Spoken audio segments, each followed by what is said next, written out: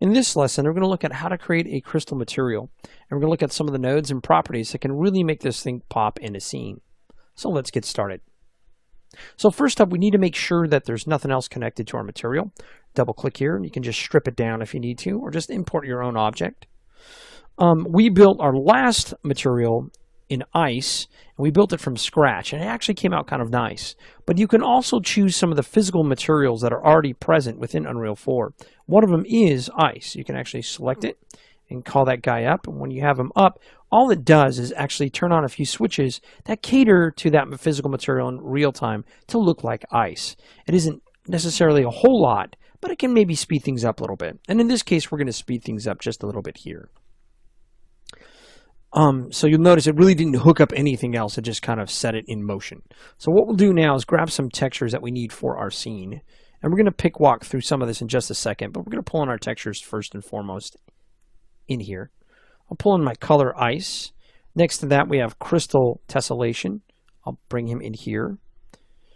And then we'll, lastly but not least, grab this guy, Ice Grunge. Now, these two guys I procedurally made in Maya using the substance node, and they're completely tileable.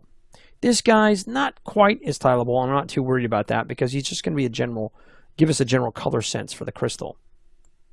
So let's look at the material properties real quick here. We have surface, we have it translucent. You got to make sure you have that on. And I also turn on subsurface. That allows us to play with anything after the fact if you want to. Like even build in that node system we created for our ice material.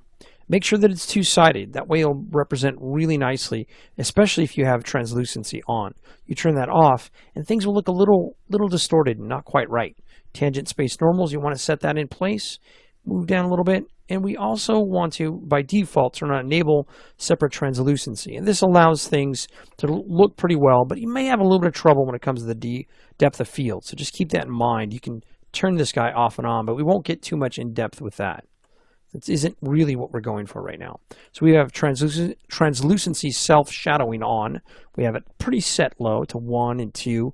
And these work pretty well, but as you increase them, keep in mind that the translucency, the light that it likes to use, is really the directional light. If you use the point light or spotlight, some of the pixelation as you mess with your translucency will come through and they won't actually look as good. So if you mess with some of these shadowing as well as your density and opacity, you just got to be careful with that. All right. We're going to scroll down just a little bit here. We also have our back scattering exponent set to 30. This actually works pretty well, and this allows the light to pass through the object. Now, Unreal 4 really tries its best to imitate light passing through surfaces. Now, it's not as robust and is not as strong as if you did this in Maya, Softimage, or 3D Studio Max. This is more real time. So there are some dependencies. If you if you boost everything up really high, you can run into trouble and things can chug, things can get slow. Just keep that in mind. We do want it to work with static lighting in this case. And if we wanted to, we can also set it up to fluid effects, but I'm not really looking for this guy to be too fancy and ridiculous. And I think last but not least, I think everything else should be okay. I have tessellation on in this case, and we're going to play with that in just a second. And we can, if we wanted to, make it enable free of cracks. Here it says enable crack-free displacement. And this kind of cleans things up a little bit so it doesn't look so weird or just jaunted here in our scene. And I can turn that on. That's fine. All right, so let's go ahead and add some stuff in here. One, we want to bring in some constants. And we're going to bring in 3 of them. So Control-C, Control-V, Control-C, Control-V. Put those in there. And we're going to set these guys, and we're going to place one into our specular, one into our roughness, and one into our emissive color. The emissive color will wait towards the end here. So this first one, we're going to set him to 1.5. We can even set it to 6 if we wanted to, or 1.6. And we're going to plug him into our specular. This guy here is going to go into our roughness, and he can be like, I don't know, 0.6. That works just dandy. And yes, I did say dandy. We're going to move this up here, and then finally we get this guy here, and we're going to make this guy our emissive color. And we're going to grab him, and we're going to set him to let's do 13. I think it'll work just fine. And he's gonna sit things out for a little bit.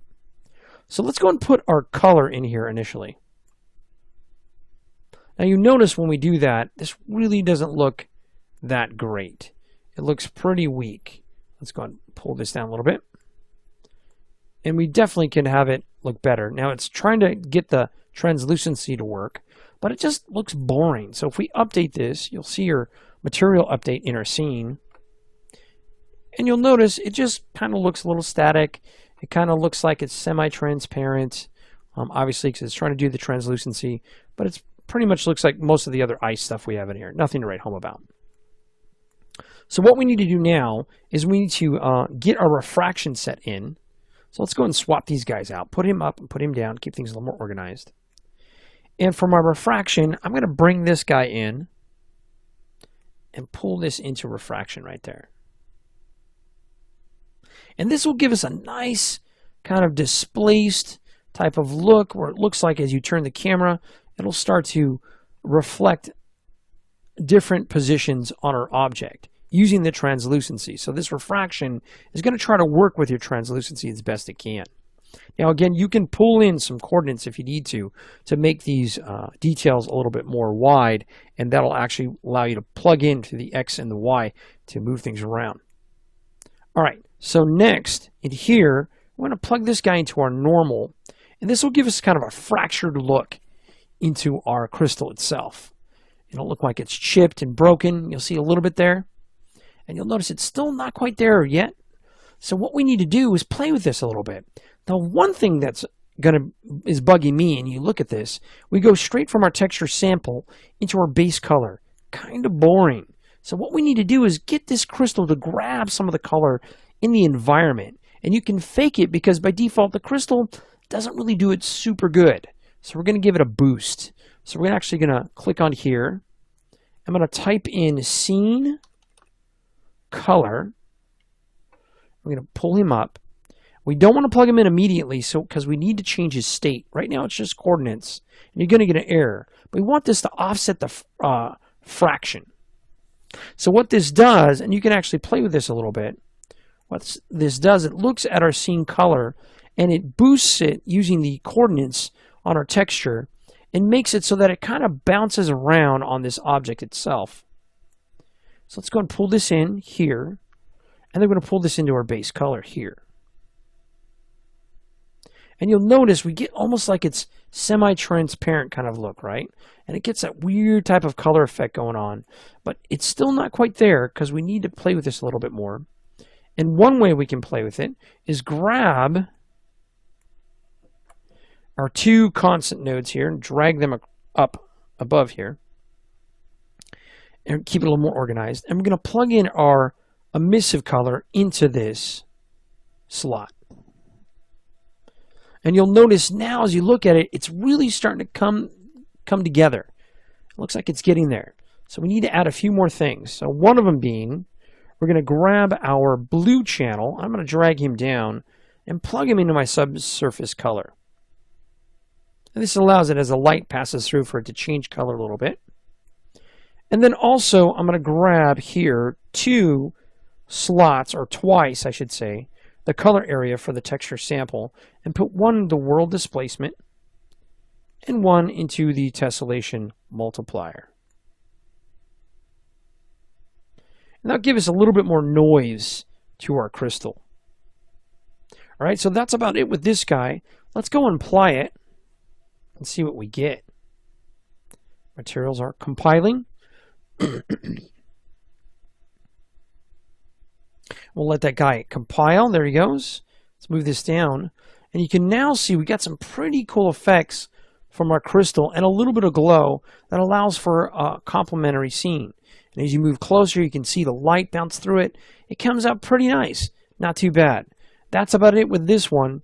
And in the next scene, we'll look at creating a cool kind of magical hologram effect, as well as playing with some of our other materials.